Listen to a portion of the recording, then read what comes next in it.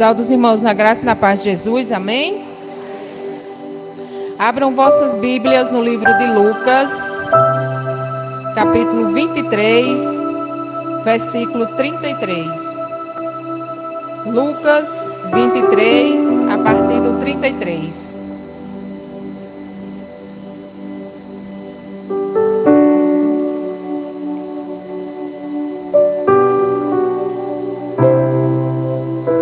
Amém? Quando chegaram a um lugar chamado Calvário, ali o crucificaram, bem como aos malfeitores, um à direita, outro à esquerda. Contudo, Jesus dizia: Pai, perdoa-lhes, porque não sabem o que fazem. Então, repartindo as vestes dele, lançaram sortes. O povo estava ali e a tudo observava. Também as autoridades zombavam e diziam: salvou aos outros e a si mesmo se salve, se é de fato Cristo, o Cristo de Deus, o escolhido.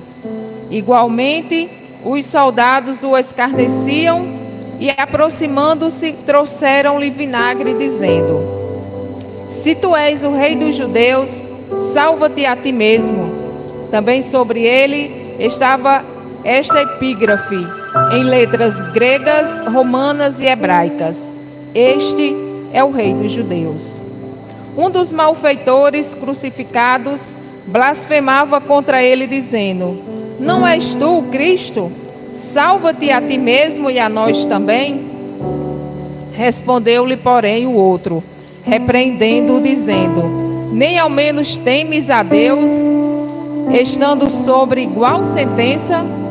Nós, na verdade, com justiça, porque recebemos o castigo que os nossos atos merecem. Mas este nenhum mal fez. E acrescentou Jesus: lembra-te de mim quando vieres ao teu reino.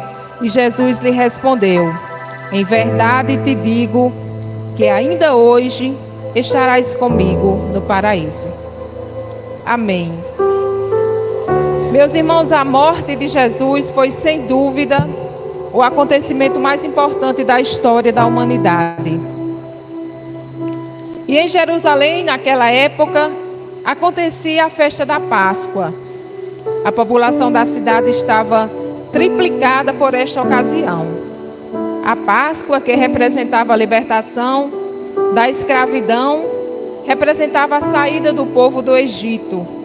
E nessa festa, um cordeiro deveria ser morto.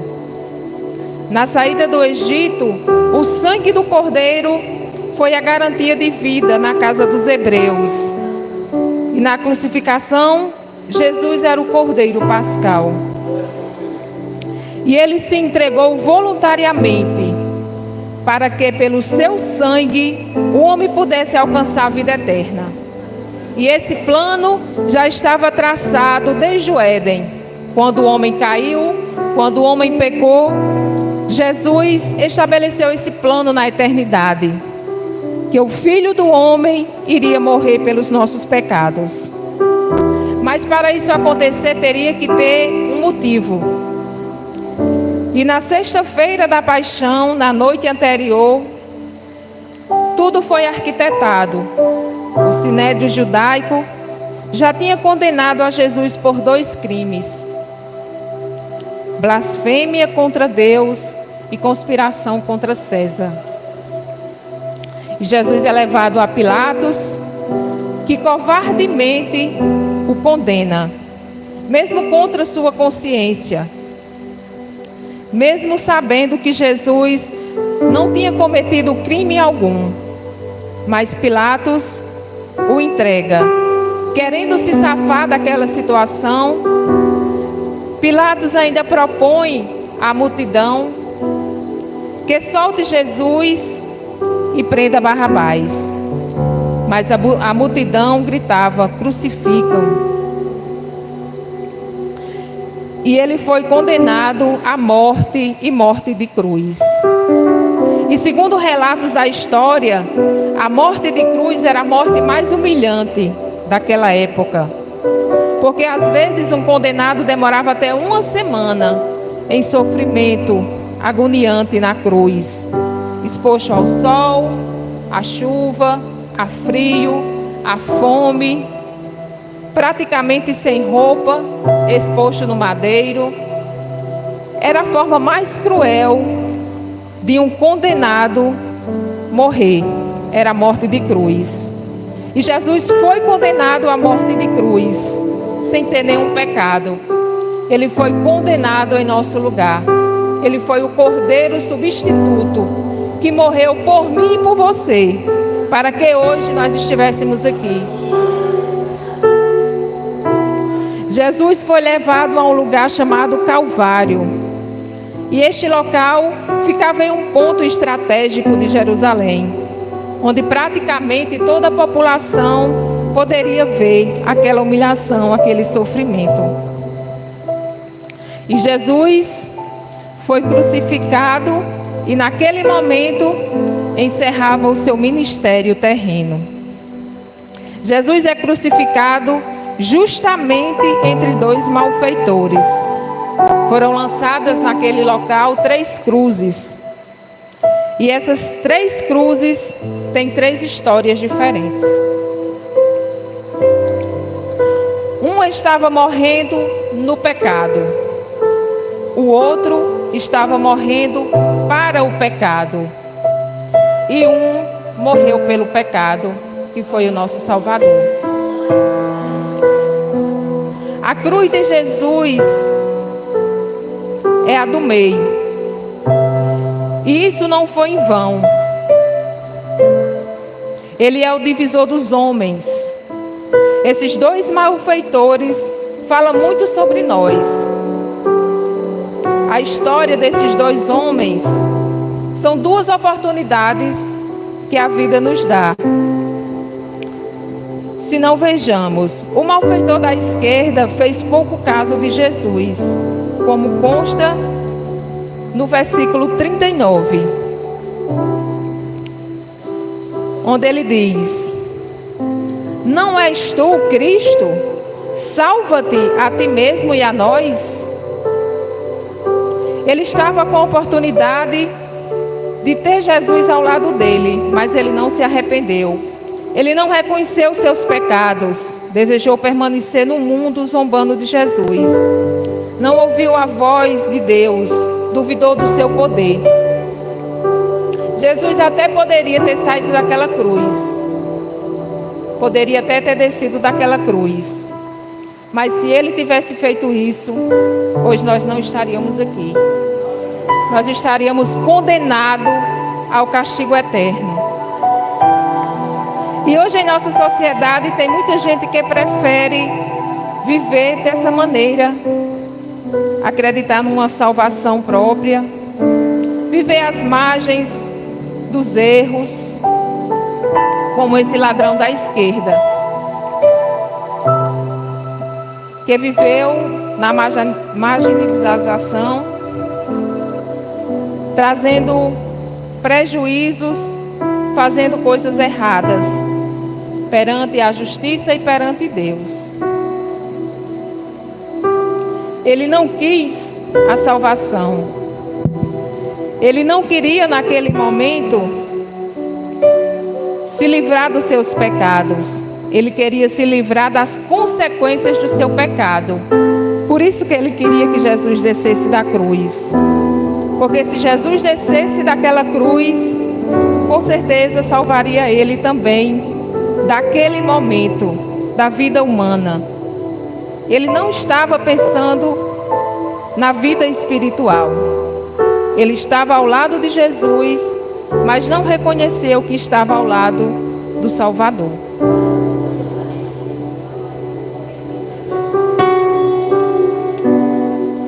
O malfeitor da direita sai em defesa de Cristo, como vemos no versículo 40. Nós, na verdade, com justiça, porque recebemos o castigo que os nossos atos merecem, mas este nenhum mal fez. Ele reconheceu que estava errado, Reconheceu que Jesus estava sendo crucificado injustamente. Ele recebeu a presença de Deus. O seu coração foi tocado pelaquela presença do Deus. Ele entendeu que de fato Jesus era o Rei.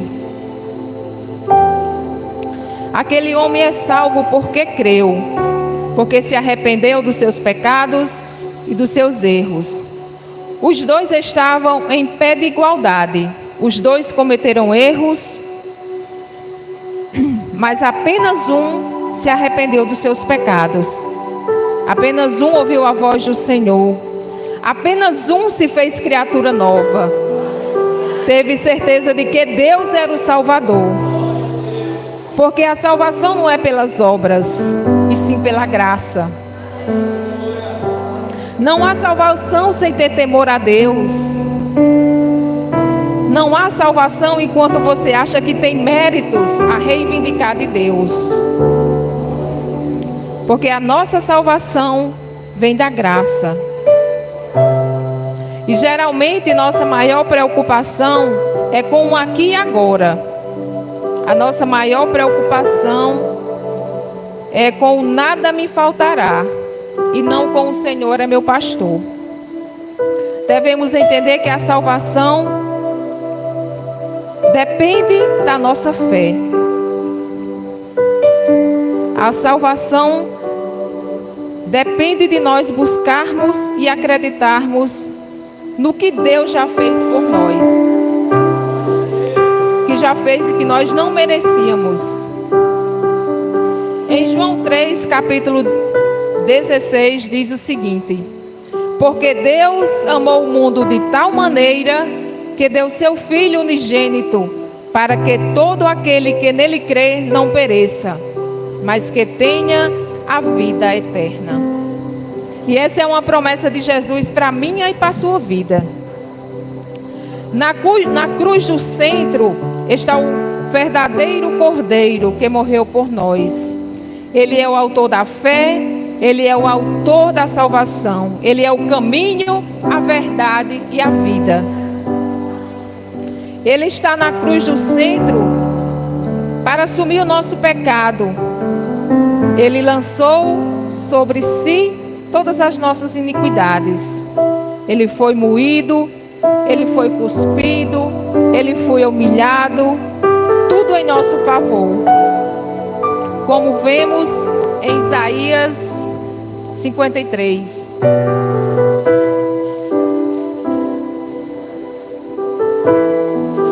Isaías 53, no capítulo 5 diz: mas ele foi transpassado pelas nossas transgressões e moído pelas nossas iniquidades. O castigo que nos traz a paz estava sobre ele, e pelas suas pisaduras fomos sarados. Versículo 7. Ele foi oprimido e humilhado, mas não abriu a boca. Como cordeiro foi levado ao matadouro, e como ovelha muda perante os seus tosqueadores, ele não abriu a boca. E foi assim que o nosso Deus morreu. A cruz foi o lugar onde Satanás foi derrotado. A cruz foi o lugar onde o rei se fez réu.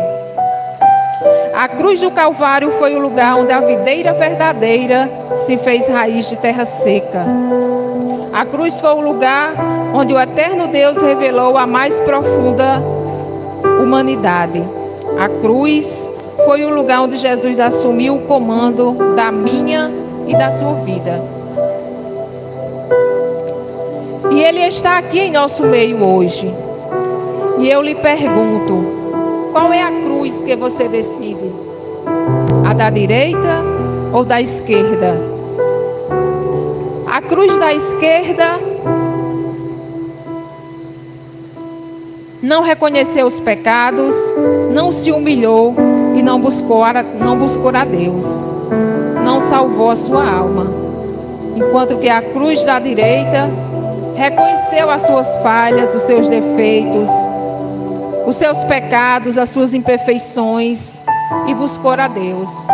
Mas essa busca, esse arrependimento, precisa ser de todo o coração. Nós precisamos buscar a Deus, porque somos nós que precisamos dele. Em Romanos 3,16 diz: pois todos pecaram e carecem da glória de Deus. Jesus morreu por mim e por você, e Ele está aqui hoje para dizer que é o nosso Pai e o nosso Redentor. Jesus morreu, mas Ele ressuscitou e está no trono, onde virá um dia buscar a sua igreja. Amém. Se você crê nisso, glorifique o nome do Senhor. Amém. Eu agradeço a oportunidade.